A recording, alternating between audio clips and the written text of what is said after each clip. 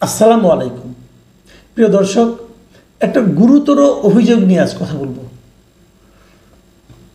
একজন সাবেক সচিব এবং তিনি অফিসার্স ক্লাবের একজন গুরুত্বপূর্ণ ব্যক্তি, মানে বর্তমানে যে অফিসার্স ক্লাব আছে তার সাধারণ সম্পাদক এবং একই সঙ্গে বৈষম্য বিরোধী কর্মচারী ঐক্য ফোরামের সভাপতি এবং তাছাড়াও বিএনপি চেয়ারপারসন খালেদা জিয়ার একান্ত সচিব। ওনার নাম হচ্ছে ABM আব্দুস সাত্তার। উনি এই গুরুতর অভিযোগটা উত্থাপন করেছেন। উনি বলেছেন যে এই বর্তমান অন্তর্বর্তীকালীন সরকারের 8 জন উপদেষ্টার সীমাহীন দুর্নীতির প্রমাণ ওনার নিজের কাছে রয়েছে। 8 জন উপদেষ্টা দুর্নীতি করছেন এবং সেটা সীমাহীন দুর্নীতি, এবং তার তথ্য প্রমাণ এই সাত্তার সাহেবের কাছে আছে। এই ধরনের একটা অভিযোগ করার পর এখন করণীয় কি? দেখুন, এই অভিযোগের কথাটা মিডিয়াতে চলে এসেছে।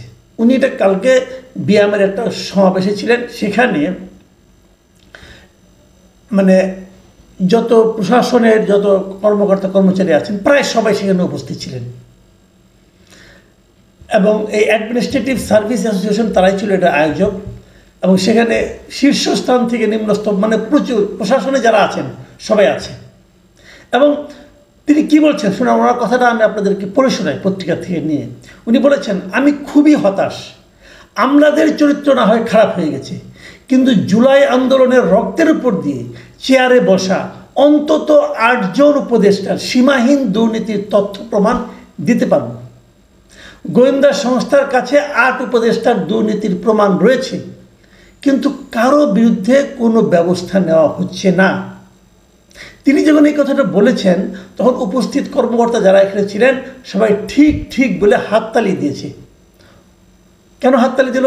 তার মানে হলো এই যে উপস্থিত কর্মকর্তারা যারা দুর্নীতি করেছেন, একজন মনে করেন উপদেষ্টা যদি দুর্নীতি করেন, দুর্নীতিটা কীভাবে করেন? ধরেন কোনো একটা নিয়োগ, কোনো একটা বদলি, কোনো একটা তদবির, কোনো একটা কাজ পাইয়ে দেওয়া, এই সবই তো এই কর্মকর্তাদের হাত দিয়েই হয়েছে। কাজেই যখন উনি উচ্চারণ করতে পেরেছেন, বাকিরা তাকে সমর্থন দিয়েছেন।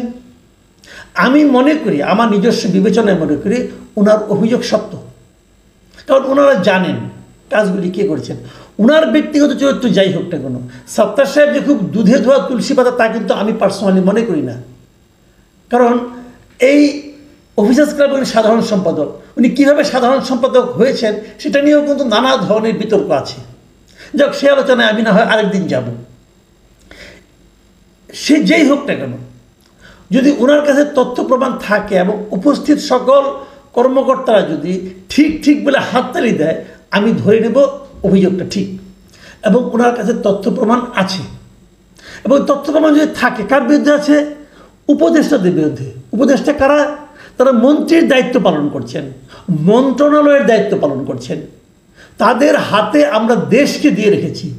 আমরা যাদের হাতে দেশের দায়িত্ব দিয়েছি সেই লোকগুলো করাপ্ট। এটা ভাবতেও তো আমার গা শিউরে ওঠে। এটা কিভাবে সম্ভব? কিভাবে সম্ভব? তারা দেখেন কত বড় একটা আন্দোলনের মাধ্যমে তারা কিন্তু দায়িত্বে গিয়েছেন।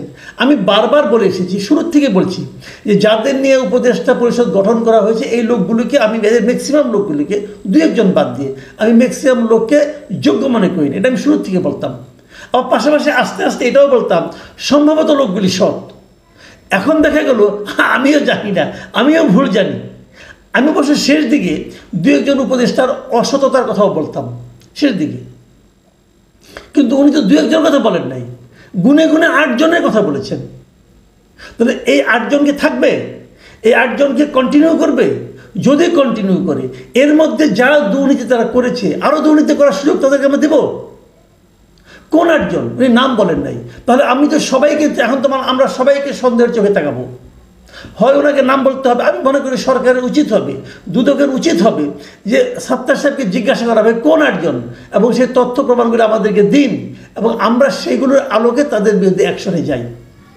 ডক্টর ইউনূস সাহেবের উচিত হবে সাত্তার সাহেবকে ডেকে জিজ্ঞাসা করা, ভাই তথ্য প্রমাণগুলো আমাদেরকে দিন, আমি সেই আলোকে এগুলোর বিরুদ্ধে অ্যাকশনে যাই।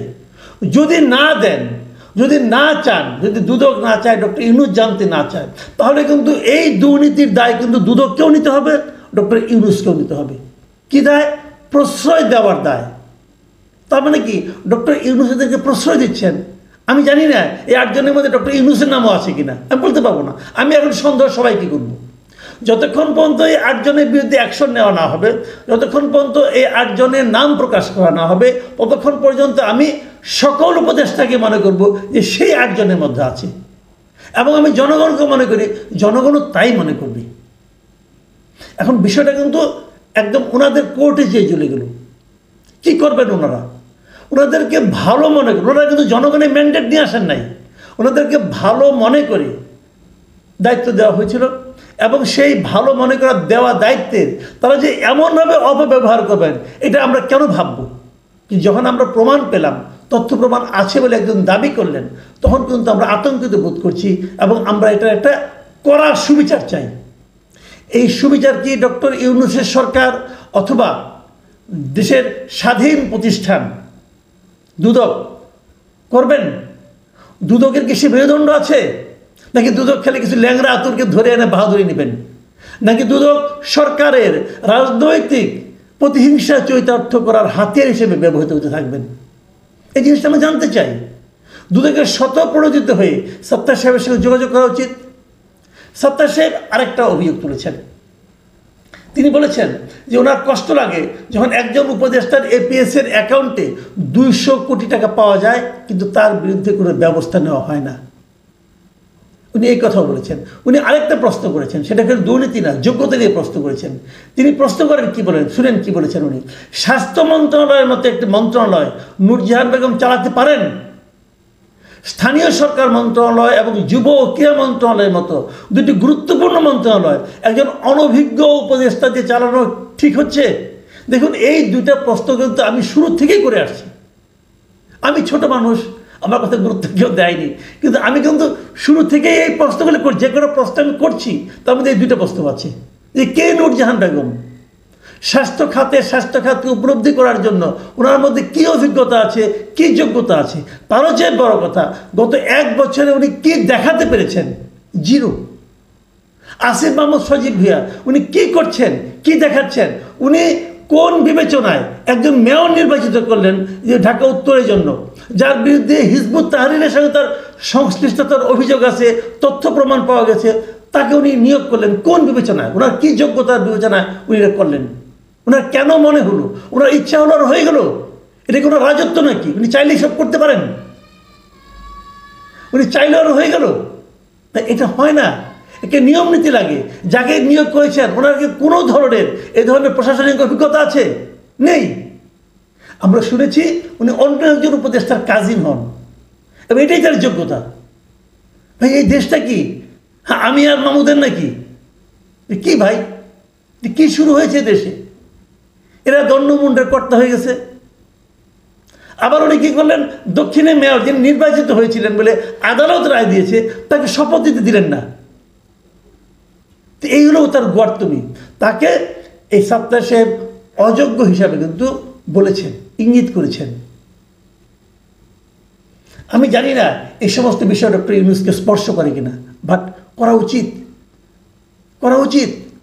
কেবল যদি এগুলো স্পর্শ করে, যদি উনি অ্যাকশনে যেতে পারেন, তাহলেই প্রমাণিত হবে যে ওনারও যোগ্যতা আছে। নতুবা উনি মেরুদণ্ডহীন, অযোগ্য, অথর্ব একজন প্রধান উপদেষ্টা হিসাবে ইতিহাসের কাছে বিবেচিত হবেন। প্রিয় দর্শক, এখন এ পর্যন্তই। আল্লাহ হাফিজ।